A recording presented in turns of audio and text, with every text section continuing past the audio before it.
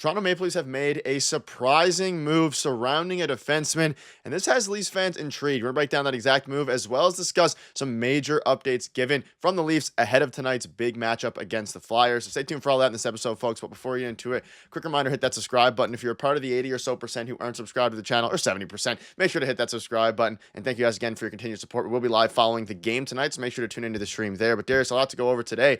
And there's some updates surrounding Auston Matthews. Craig Berube spoke out on him. We have the Leafs making moves. We do have updates, even though the Leafs didn't skate tonight. We have some updates surrounding the lines and things like that. So let's just start with the move they made a couple days ago. And this is surrounding Dakota Mermis. And we've covered him on the channel before because he is a former Leaf. The Maple Leafs have claimed defenseman Dakota Mermis off of waivers from Utah. Mermis has been assigned to the Toronto Marlies. And this is an interesting story because the Leafs let him go and then was hoping he wasn't going to get claimed, got claimed by Utah, and then now weeks later, he is now was back on waivers. No one else claimed him. The Leafs got him. So this is an intriguing one, Darius. We're not going to be talking about it too much here, but a very interesting defenseman and more depth for the Leafs, both at the AHL level and potentially at the NHL level, because we saw what Philip Myers' impact has been, and when he was signed, a lot of Leafs fans didn't expect him to have much of an impact on the team. This was an interesting one because they signed him in the offseason. I was thinking, okay, this is good depth. He came into training camp. He got hurt. Something happened with his jaw. I'm not sure if he broke his jaw or what was it, but he needed jaw surgery. And because he was on LTIR during the transition period into the regular season, obviously he couldn't be sent down on waivers. So he just stuck around on LTIR on the main roster. And then when it was time to be sent down through waivers, Utah claimed him. And, obviously they needed a defense at the time. They're very injury riddled this season. And he's back less than a month later. So thanks for wasting everyone's time, Utah, with that. And Dakota Mermis comes back to the organization, and he's going to play with the Marlies. Another depth option, right? If the Leafs go through another month like November where they're injured, they can call him up maybe, and he might spend some time with the Leafs. But a very interesting case this season with him. Yeah, pretty surprising that the Leafs are able to get him back. Surprising that Utah let him go after going out of their way to claim him. So let us know if you have any thoughts on this. Again, it's depth at the defense position, but again, with the way that Yanni Hakanpää has been going through injuries, and you can never have too much depth regarding defense. And we're seeing that this year with Philip Myers, and they may have found a pairing that's going to stick a little bit surrounding him and Morgan Rielly following his extension. But speaking of a few different things here, so Berube after yesterday's game, and yesterday's game was absolutely electric. Obviously, Auston Matthews looked great, Matthew Knies looked great.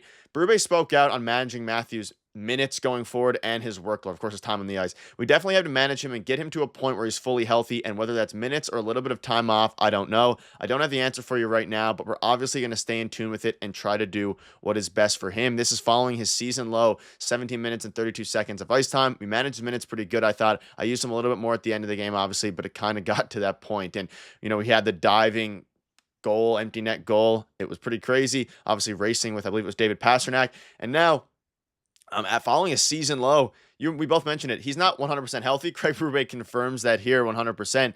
But I think managing him to the point where once we hit the playoffs, he's starting to get near 100% healthy. That's going to be the key now. But regardless, it's good to see him back. And his impact they played the best offensive game we've seen in weeks.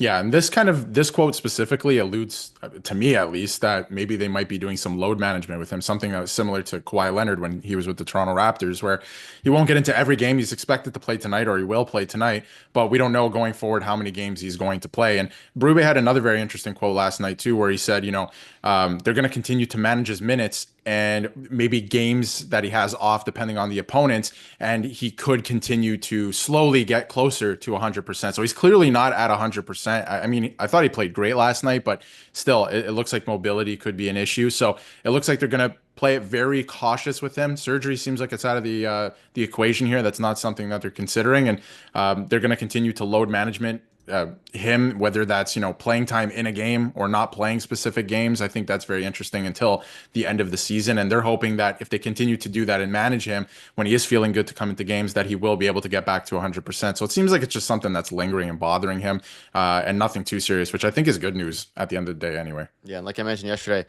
60% Auston Matthews is better than most players in the NHL. I mean, he showed that yesterday. Obviously, Matthew Knies was the star of the show there. So let us know down below if you're concerned about Auston Matthews, how you thought he looked yesterday. Obviously, a lot of you in the stream were very happy with how the team looked in general, and specifically Auston Matthews. But let's focus on Matthew Knies briefly before we get into some of the updates ahead of tonight's game. We had a lot of players speak out on Matthew Knies, and Auston Matthews was one of them. He said tonight versus Boston, it really showed the potential he has, and he's just going to keep getting better. He's a big part of our team. I'm sure this is a big big confidence boost for him. You had Jake McCabe, who also had a great game yesterday, saying he's really understanding how much of a tool his frame is for him. He can dominate down low with the puck. I see it in practice. I go against him in practice.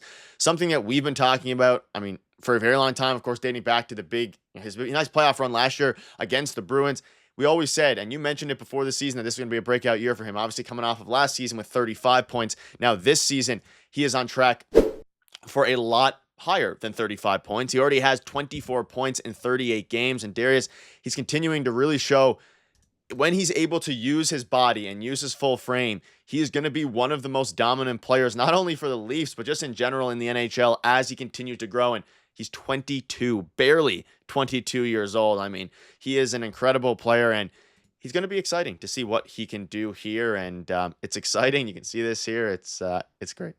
He is still such a young player in this league, and I was expecting big things this season, and we're seeing them, right? And he's slowly getting better, and he's going to continue to slowly get better and improve. He's only 22. He just turned 22 this season. I think we tend to forget that because when he joined the team, I think he was still 19 a couple of years ago. He hadn't even turned 20 yet. So what he's doing is impressive, and he's going to continue to learn how to use his frame. He's going to get bigger. He's going to get stronger again. He's only 22, but I love what he's been doing so far this season. He already has 14 goals, right? Like he's going to, I think, past 20 goals at this point. Like could even get maybe 30 if he keeps up at this pace. But no, he's been playing fantastic, and I think yesterday was a huge confidence boost. I think what Matthews and Jake McCabe are saying is absolutely true. Like absolutely huge confident boost. He plays a lot of minutes. I think he's only going to continue to get more comfortable. And this is a guy, while not putting up a point a game or anything like that, he will be a big factor for this team come playoff time. Like we saw it the last 2 seasons already that he has been, and he's only going to get better. This is a playoff type player. These are the guys that you need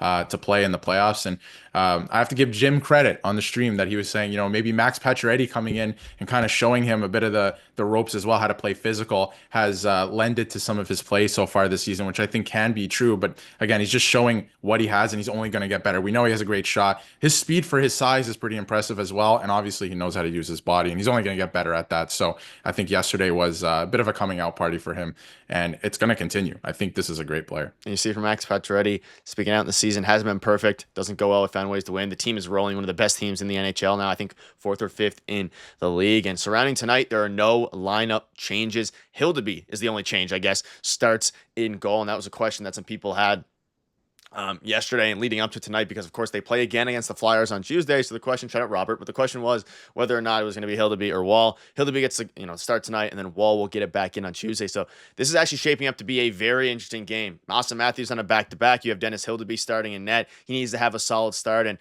it's been a lot of games like this year where the Leafs lose against teams they should be able to beat. They lose to, and the teams, classic Leafs fashion, but the teams that they might struggle against, like the Bruins, they absolutely just win easily. So we'll be live following the game. Make sure to tune into that. But let us know again down below what your thoughts are on all of this stuff. A lot of updates coming out. We'll keep you up to date with all the latest news. Thank you guys for watching. See you later.